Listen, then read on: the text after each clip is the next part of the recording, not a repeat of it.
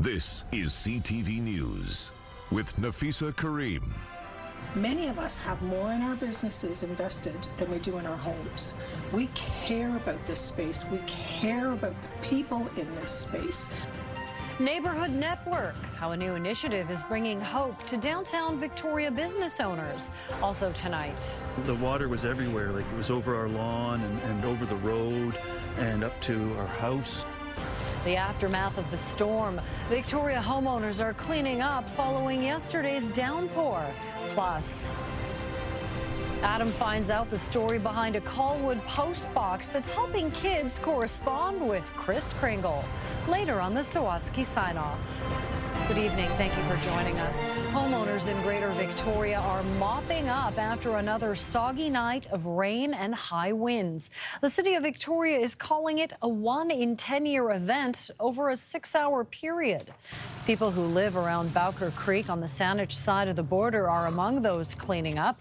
One homeowner says roughly a foot of water crept into their basement last night. He'd been out for a walk while it was raining to check on any flooded areas, thinking his property had been spared. This is a video showing what it looked like around the time he got back before the water receded at 11 p.m. The water was everywhere, like it was over our lawn and over the road and up to our house and starting to come up the steps on the front porch there. And yeah, so it was a little overwhelming. We've been here for 19 years and we'd never seen it this bad. Our neighbor across the road had been there 25 years. She'd never seen it that bad. We were surprised ourselves with how philosophical we were about it. Well, it is what it is, and there's nothing we can do about it now, so, except clean up and carry on from there. Saanich Public Works crews were out through the night to manage road safety and help folks affected by flooding. The district says it received 81 calls over 5 hours. The City of Victoria had more than 50 calls. Today, Banfield Park's playground is one of the areas closed due to flooding. Crews in the capital are cleaning up and getting ready for more rain tomorrow. We asked the public to take a look at the catch basins ahead of their properties, remove any debris, leaf litter that's in the way, preferably from the curbside, so that we're not standing in traffic while we're trying to clear these catch basins. In events where water is building up, please be cautious in and around walking in that area. It could slip, there could be sharp objects underneath the water, and don't attempt to remove any catch basins or manhole sewer covers, please. At the storm's peak, BC Hydro says 120,000 homes and businesses were without power in BC. More than 15,000 of them were on the island. Business owners in downtown Victoria are working together to respond to street disorder. The solution? A simple group chat. CTV's Anna McMillan shows us how that seemingly small action could make a big difference downtown. For 2 decades, Terry Hustins has watched downtown Victoria evolve from her storefront. Starting her day by unlocking a security gate is a fairly new development. We all know that there's issues in our downtown core. Issues such as public drug use and vandalism. Many of us have more in our businesses invested than we do in our homes. We care about this space. We care about the people in this space. She's one of several business owners who are part of a new block watch on the 700 block of Fort Street. It's called the Neighbor Network. All the businesses participate in a WhatsApp chat. So literally what they'll do is they'll say, hey, we noticed an overflowing garbage can to let you know we've let Public Works know. The Downtown Victoria Business Association is behind the project.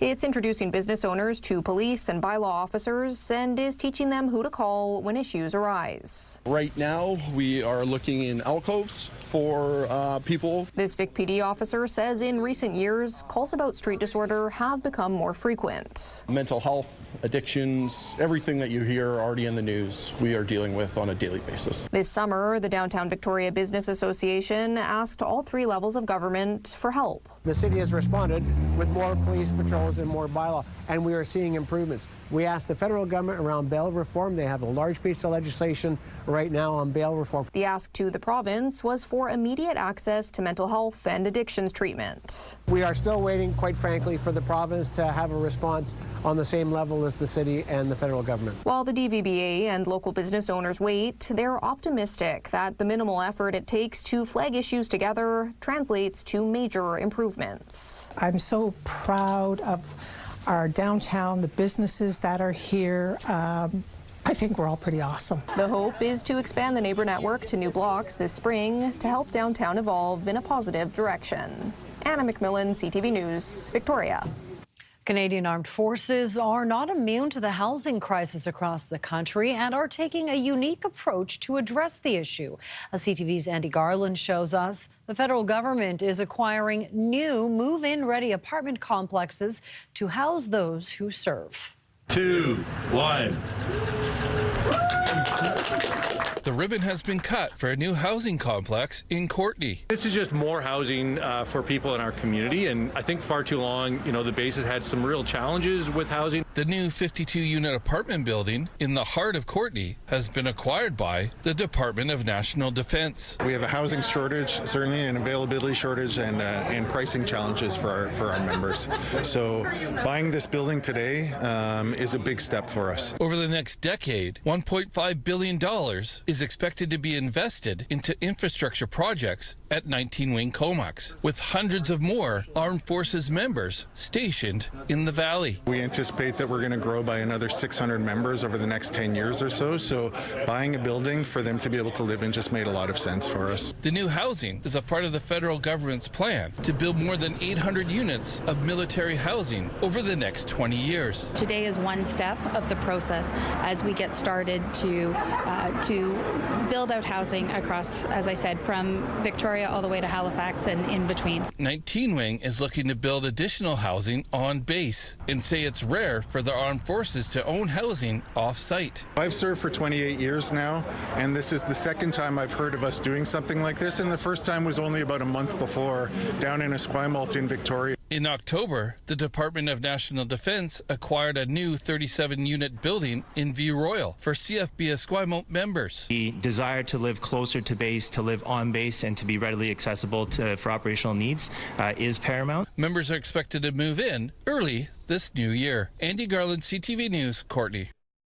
A Qualicum man is facing charges for intentionally placing rocks on a highway, leading to several vehicles being damaged. The 19-year-old faces charges of mischief over $5,000 for allegedly putting rocks on the Inland Island Highway between Little Qualicum Rover Bridge and Corkin Road. It happened in the overnight hours in early May. 5 vehicles collided with the rocks, sustaining a range of damage. Fortunately, no injuries were reported. That's not something we're used to hearing on the island. Gas prices have consistently trended downward over the last 12 months. Today, this pump shows $1.49.9, about 30 cents less than the start of the year. According to GasBuddy.com, the price of gas in Victoria was around $1.80 a liter in January, peaking in February at $1.88.7 before steadily declining through the fall. GasBuddy says there are several factors bringing the price down. Over 2025 has actually been an interesting one, especially with the suspension of the carbon tax across Canada. That has actually created really an opportunity for a lot of motorists in sinking the price point down. Really, in some cases, 21 cents a gallon, 21 cents a liter, lower than at this time last year before the holidays. That has really helped assist those aspects as well. Analysts predict the downward trend will continue into the new year. However, tensions between the U.S. and Venezuela could play a role in prices going back up again. Dozens of Indigenous-led environmental projects got a boost from the federal government today. One thing that we know and that we have seen through Indigenous land guardians programs is that Indigenous-led stewardship helps water, lands, wildlife, and communities thrive. Nearly $20 million will be invested into 82 Indigenous-led stewardship initiatives across the country, including 22 here in BC. These include projects like restoring wetlands in central BC and studying the impact of wildfires on snake habitat in the Okanagan. In addition to safeguarding the environment, the initiatives are also expected to create jobs in remote communities and promote sustainable economic growth. Still to come, flu cases are rising, and experts say we aren't at the peak. Be more serious than we realize, and sometimes there just is no time to act. The push for vaccinations as hospitalizations are on the rise. 7 degrees in Victoria right now after hitting a high of 9 earlier in the day. We have some showers in the forecast for this evening and some steadier rain for the first half of the day tomorrow. We'll break all that down right after this. CTV weather brought to you by Expedia Cruises. Plan, book, and safeguard your journeys. Explore the possibilities at expediacruises.ca. What makes West Shore Parks and Recreation a perfect place to play? It's our staff, working behind the scenes to keep the pool safe, kids engaged, and programs thriving. So apply today and join our team.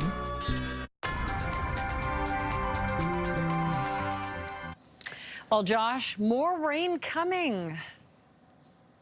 Yeah, showers, I think, scattered around the island through the rest of tonight. It will be a lot steadier and a lot heavier across parts of the island through the first half of the day tomorrow. We'll get to that in a second.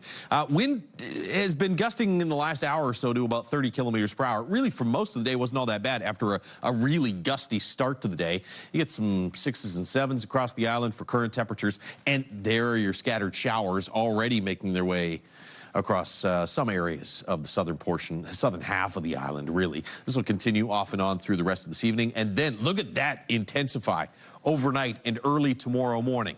It'll back off. Things will dry up a little bit. We'll see some sunny breaks by tomorrow afternoon. But by then, you probably have 10 to 15 millimeters worth of rain in Victoria, maybe close to 20 in Nanaimo, and 30 to 50 for areas like Port Alberni, Tofino, and up around Port Hardy. So a little heavier through coastal sections and northern parts of the island. 5s and 6s for the next few days in the north. Some rain tomorrow, as we just showed you, some heavier pockets at times. Showers in the forecast for Friday, so it'll be hit and miss on Friday. And then chance of a little bit of wet snow mixed in with some showers Saturday night and Sunday, Monday. Could see a bit of that for inland areas as well. Friday evening into early Saturday morning. Tomorrow, though, it's just rain. High of 4, which is pretty close to average 4s and 5s as well for Friday through the weekend and into Monday. Windy out on the west coast, gusts to about 60 kilometers per hour. Some heavy periods of rain and 8 degrees. 6 and more rain Friday, and it stays wet through Saturday and Sunday with temperatures pretty close to average as we kick off winter. Sunday, the winter solstice. Windy conditions in Comox, gusts to about 50 kilometers per hour tomorrow. Some periods of rain and a high of 6. Does look drier for Friday, cloudy with a few sunny breaks. There's a slight chance you might see a brief spotty shower, but for most of Friday, it looks dry.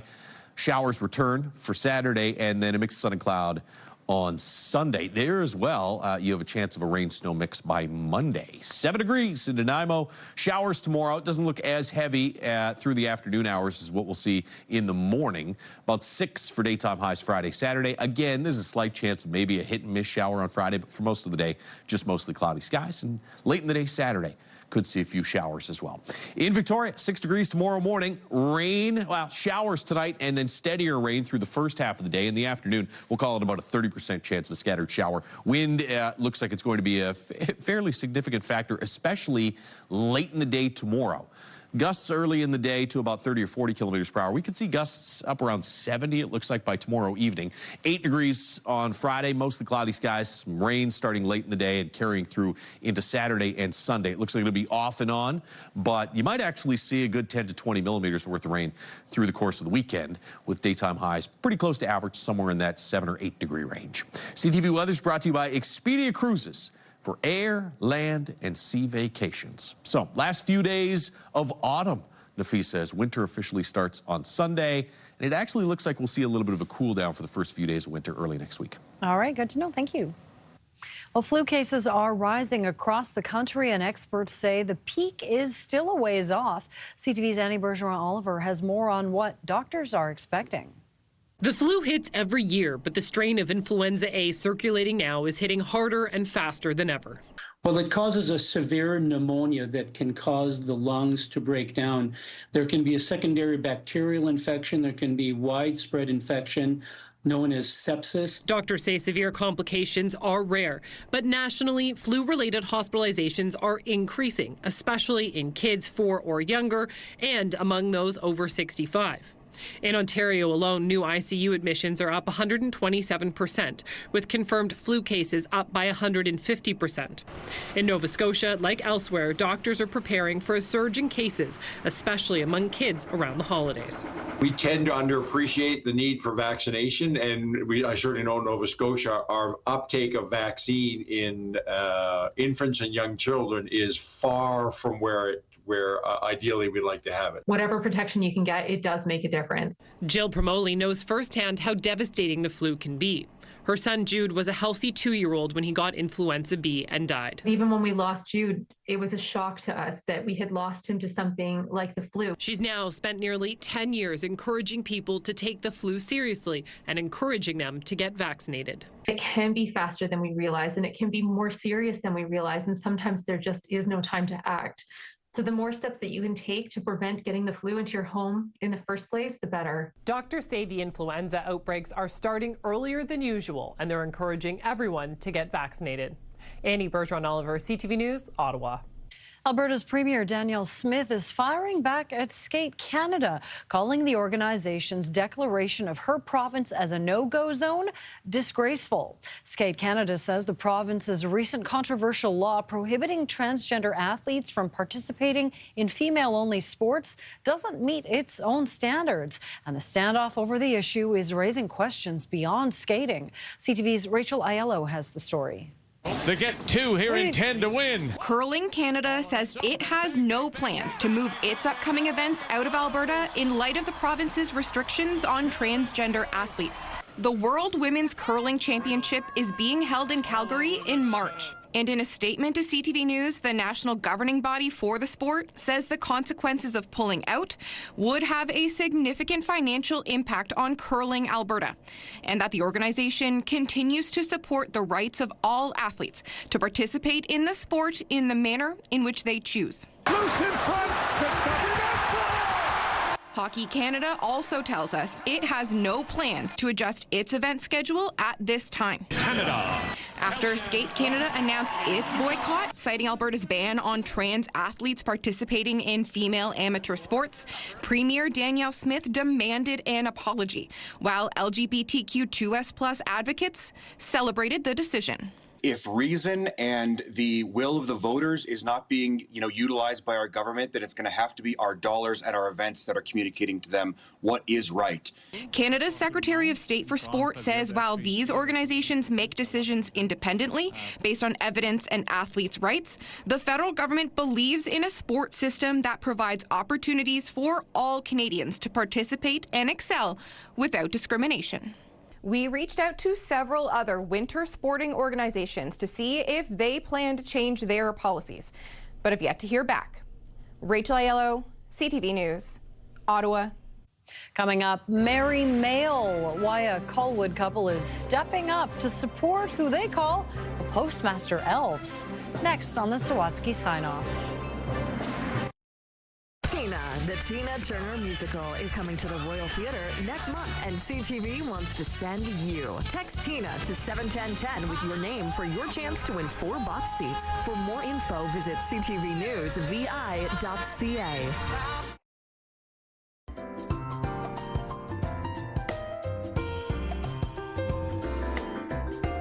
Finally this evening, Adam finds out how mailing letters to Santa became more merry in Colwood on the Sawatsky Sign-Off. Jingle bells, jingle bells. Although Finn is a fan of all things festive, Santa just comes on a sleigh with his reindeer. Although the 3-year-old and his baby brother even met the big guy at the mall, he said, ho, ho, ho. Finn had never considered sending a letter to Santa until his mom happened upon an unexpected invitation in the neighborhood. Oh, I just thought it was really sweet. The boxes were designed and built by Mike and his wife in the hopes of helping who they call the Postmaster Elves. They're all very busy, so we thought we should put up a central collection station. A place to post letters to the North Pole and another to receive personalized replies. It adds another element to the magic and excitement of Christmas. So we just put a letter in there, didn't know what to expect. Well, based on weekly reports about the letters that Mike says they receive from Santa's workshop, this year's gift requests have ranged from cuddly stuffed toys to full-sleeve tattoos. Not sure how Santa will deal with that, or if Santa might have to consult with Mum and Dad. Mike says it's also heartening to hear that the children's letters include not just their wants, but their wishes for the well-being of others, which this volunteer can relate to. Right now I'm involved with the Cancer Driveline. Mike has spent more than a decade traveling more than 7,000 kilometers a year to drive cancer patients to and from their appointments. Just being a part of the community is to do things for the community. 2 days after dropping off the letter, Finn and Jenna picked up their handwritten reply, which ended with praise for the boy being so positive and includes a bell that says believe. It was really cute. He loves it. As you can see from the letter, we've read it about 50 times. While Jenna is filled with gratitude and Mike with delight. It's just a joy to be able to be a part of providing joy. Finn is feeling so festive. I'm really happy. So happy. He just might spend the rest of the holiday season laughing all the way. Adam Sawatsky, Ha ha ha. CTV News. Merry Christmas. Colwood. That is it for CTV News Vancouver Island. Thank you so much for joining us. Good night.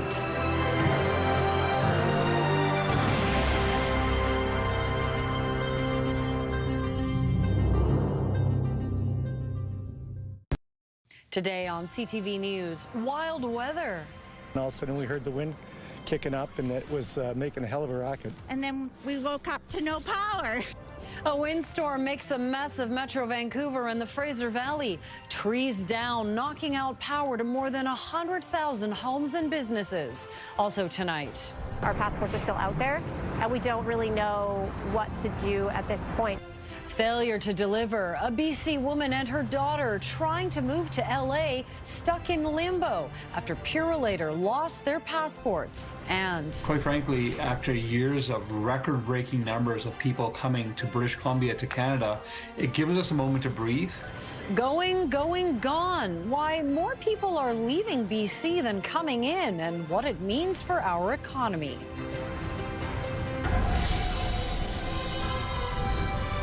This is CTV News with Nafisa Kareem. Good evening. Thanks for joining us. Crews are still cleaning up tonight from a powerful windstorm that swept through Metro Vancouver, downing trees and leaving more than 100,000 homes and businesses without power. From Vancouver to the Tri-Cities and the Fraser Valley, trees all over the south coast were uprooted or snapped in half overnight. No match for the power of the wind. A large tree hit this townhouse complex on Burke Mountain in Coquitlam, shearing the side off a corner unit. The family that lives here has been displaced. Other trees landed on cars. So far, there are no reports of injuries. We went to bed, then all of a sudden we heard the wind kicking up and it was making a hell of a racket. The wreaths that are on our windows were banging and they kept waking us up, and then there was branches falling from trees and they were hitting the windows and hitting the roof. And got up this morning and we saw that the tree had come down across the street and taken the power lines down. So really significant wind speeds hit many areas and really caused a lot of power damages. And why there was so much damage, so many downed trees is really related to a couple of factors. One was all the rain we've had previously, sort of saturating the ground, and also the extended drought that we had earlier in the last couple of years, really, that have really sort of put a lot of our coniferous trees into sort of various stages of threat. How many downed trees hit power lines? At the peak of the storm, 120,000 BC Hydro customers were without power. The hardest hit areas were Vancouver, Surrey, and Port Moody. Hydro hopes to have power restored tonight, but warns some smaller outages may not be addressed until tomorrow. As the flood cleanup continues in the Fraser Valley, Premier David Eby says he will be calling on the federal government for help and raising his concerns at a meeting this week. Farmers are still dealing with the mess left behind when the Nooksack River in Washington state spilled its banks last week. Sumas Prairie farms and businesses were flooded, and Highway 1 in Abbotsford was shut down for nearly 48 hours.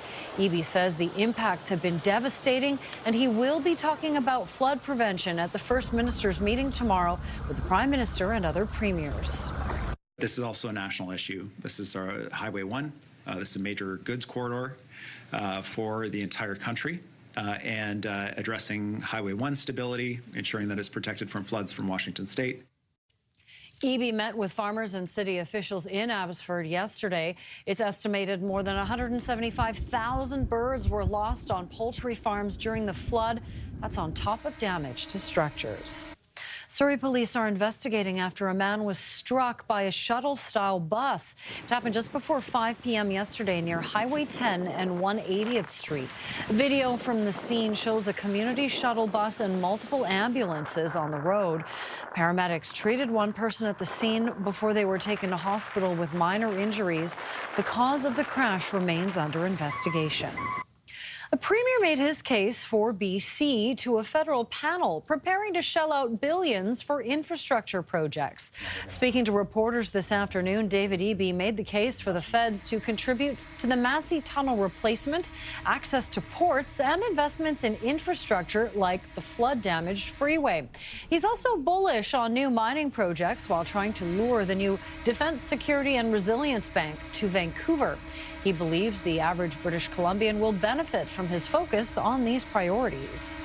At the end of the day, it means jobs with decent paychecks. It means more prosperity for local communities, and it also means revenue for governments. The fiscal pressures that our province is under, it helps deliver healthcare, education.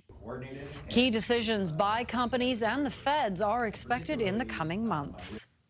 A Vancouver mother was sent on a holiday roller coaster as her passport and visa went missing in the mail. She was stranded with her career on hold, but now she has an early Christmas gift. CTV's Craig Krause has the story.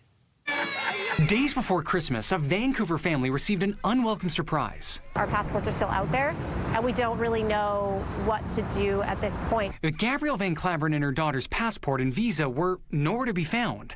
A devastating blow to the family who put their faith in Purelator delivering their documents in time for the holidays, forcing her to hit pause on her photography career in Los Angeles. Purelator initiated originally a priority trace, which was a 3-day process for them, and just closed the trace, sort of abruptly and briefly saying that they have not located the shipment and it's now not deliverable. So we typed her tracking number into the Purelator tracker, and what we found, you can see it here, that the package left Toronto on December 8th before a short stay in Mount Hope sorting facility, and then on December 9th, there was a weather delay before it arrived in Richmond. Let's file a trace, see if we can locate it. But hours after CTV News contacted Purelator about the situation, Van Claveren was hit with a Christmas miracle. All right, Gabrielle, what are you holding in your hands? This is it. This is my recovered passport and visas, which is just surreal that we've even found this. I can't even tell you. A roadblock now erased, her career back on track as she sets off for Southern California in the coming weeks. I'm just super grateful, and I honestly think it's just that collective pressure that we put on. Craig Crow, CTV News, Vancouver. Vancouver City Council has approved dramatic rezoning changes to the downtown east side, but opposition councillors worry it will only make things worse for some of the city's most vulnerable. Council has passed a staff report to allow for towers up to 32 stories, lower the shelter rate, and accelerate the replacement of single-room occupancy buildings. Councillor Rebecca Bly voted against it. In 2023, then with the ABC party, she tabled a motion to spearhead this work, but she says the report strayed from what her motion sought to achieve, which was a plan that intertwined healthcare and economic development with housing. I think it focuses too much on towers over the balancing of the community services that's required down there. So this is not about protecting status quo. It's about not coming in with a blunt tool. The status quo on the downtown east side is not working for residents, for tenants, or for the people living in crisis. Doing nothing is not compassionate, and delay is not a plan. The Minister of Housing, Christine Boyle, says the province will be watching the plan closely to see how affordable and below-market homes may be impacted. Well, more people are now leaving BC than settling here. So what does that mean for our economy? That story is coming up, but first. Hughes in, he scores! Life without Quinn Hughes has officially begun. Where do the Canucks go from here? The Rinkside Report is next.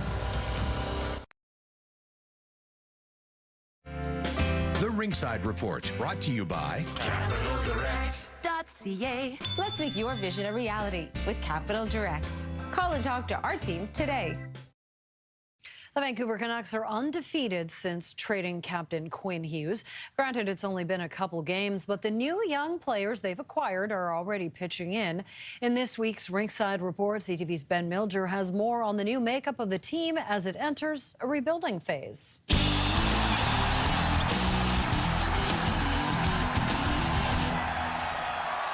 Messer heads off. Here's Kane cutting in front. Scores! The Vancouver Canucks started fast at Madison Square Garden on Tuesday night and never looked back, beating the New York Rangers 3-0. That effort coming on the heels of a 2-1 win in New Jersey, the team's first game without recently traded captain Quinn Hughes.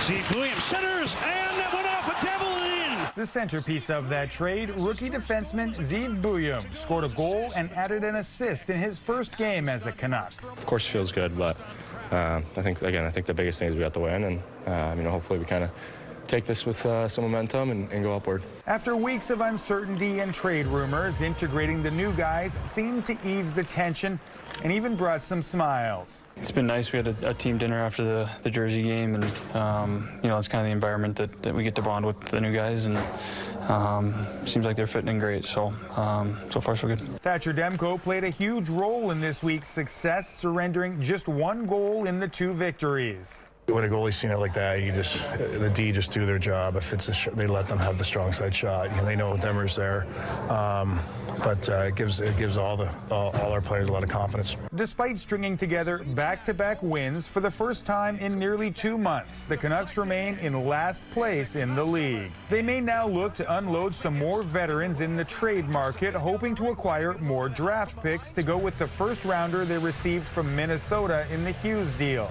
I think they hope that Kiefer Sherwood can fetch a first-round draft pick, and I think they're going to try to build a market around this player, and they hope that he continues to play as well as he has. With a rebuild now well underway, stand by for more trade chatter. Ben Milger, CTV News, Vancouver. The Ringside Report, brought to you by Capital Direct. CapitalDirect.ca. BC has seen its first annual population drop on record, according to the latest data from Statistics Canada. It comes as Canada records its biggest population drop on record. Non-permanent residents are the main group leaving the province and country, but after years of an immigration surge, some are welcoming the change. We're certainly pleased to see the numbers start to balance. We need to ensure that we're able to get those social services up to meet the record numbers that we already have. And as we move forward, we urge the federal government to work with the provinces. We've probably seen the largest impact on rents, and they've come down because of the decrease in immigration and hence population. The trend of a declining population could continue. Last month, the federal government indicated it plans to lower its temporary resident targets over the next 3 years. Well, cat lovers rejoice. We've got some friendly felines looking for a new home, and maybe you can help. And later, an unusual sight captured on a trail camera. A moose surrounded by moths. Turns out they're drinking its tears. That story is still to come. Plus, Anne's forecast is next. We'll be right back. What a difference a day makes. We got a little bit of snow up there on our camera at Grouse Mountain, and beautiful sunshine out today, Anne. Yeah, I hope you're able to get outside and enjoy it, soak it all in, because more rain is on the way for us. We do have another rainfall warning, yellow, which is the lowest, and it means it will be short term. So that is for Metro Vancouver, Northeast, North Shore, West Vancouver, as well as Howe Sound. As we head into tomorrow, starting tonight, we'll see anywhere between 50 to 70 millimeters of rain. So right now, we are starting to see some rain move in for Langley and Abbotsford and the North Shore Mountains. As we head through this evening, just around 8 and 9, that's when the next round of wet weather moves its way rain continuing through the overnight for your early morning commute. Higher elevations, you will see that mixing. It continues through the afternoon, and it's not until late in the afternoon for your going home commute that it starts to dry off. For the southern interior, you're looking at flurries for Vernon and Kelowna. Temperatures between 3 and 4. Overcast skies for Kamloops at 6 degrees. Light snow for Revelstoke, Cranbrook, and Nelson. For the central interior, you'll see light snow as well. 2 to 4 centimeters from Prince George right down to Williams Lake. 5 centimeters expected along the coast for Bella Coola with a high of 2 degrees. You'll start off with a mix of sun and cloud. Chance of afternoon thunder showers for Prince Rupert. 5 to 10 centimeters of snow for Fort St. John. Highs to minus 22. Smithers minus 5 under a mix of sun and cloud for the North Island. Periods of rain for Port Hardy. 6 degrees. You'll start off wet. Clears up quite nicely for Campbell River and Comox. 6 degrees as well for the South Island. 30 to 40 millimeters of rain for Tofino. You'll see about 30 millimeters for Port Alberni. It'll be gray and wet for the Sunshine Coast as well up the Sea to Sky Highway. 5 centimeters of snow expected for Whistler and for us across the Lower Mainland. Periods of rain with temperatures between 5 and 8 degrees into Friday. Cloudy skies with showers. Saturday, we will see steady rain continuing into Sunday. We'll see hello to winter at 7:03 in the morning, and then light rain continues on Monday with a high of 5 degrees. So pretty soggy with the overnight lows. Yes, a chance of seeing that rain-snow mix and snow for the local mountains. That is a nice early Christmas present. Thanks, Anne. You're welcome.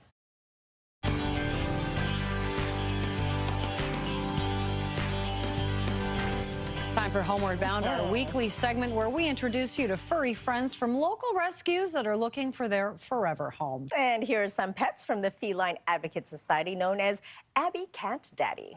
Meet Bob, a 7-year-old gentleman with plenty of personality. He loves head scratches, lap time, and his kibble, but he'll let you know when he needs space. Now, Bob came to the shelter after his family entered care. He's now on a healthy weight loss plan. Aren't we all? He thrives in a quiet home without kids or other pets.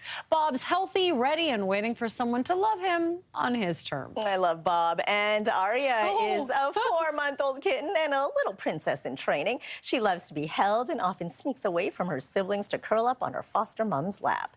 But she is a bit of a high maintenance and needs special food. Aria will need to go to a home with a sibling or a resident cat to keep up her social skills. Look at that face. I know. Oh, this is Tabitha, a 5-month-old sweetheart who loves being part of whatever you're doing. Aww. She'll follow you around from room to room, supervising your projects and soaking up attention.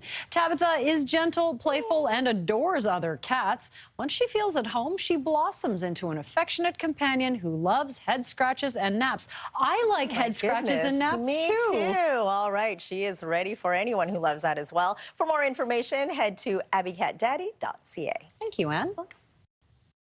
Well, after the break, the stage is set for a comeback of Muppet proportions. Plus, scared, excited.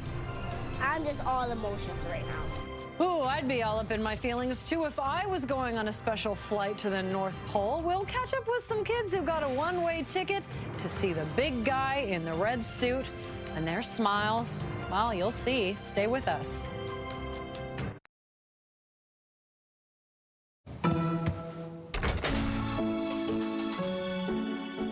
Kermit, Miss Piggy, and the whole Muppet gang are back with a brand new special event to celebrate their 50th anniversary. Seth Rogen is among the executive producers of The Muppet Show, which will feature special guest Sabrina Carpenter.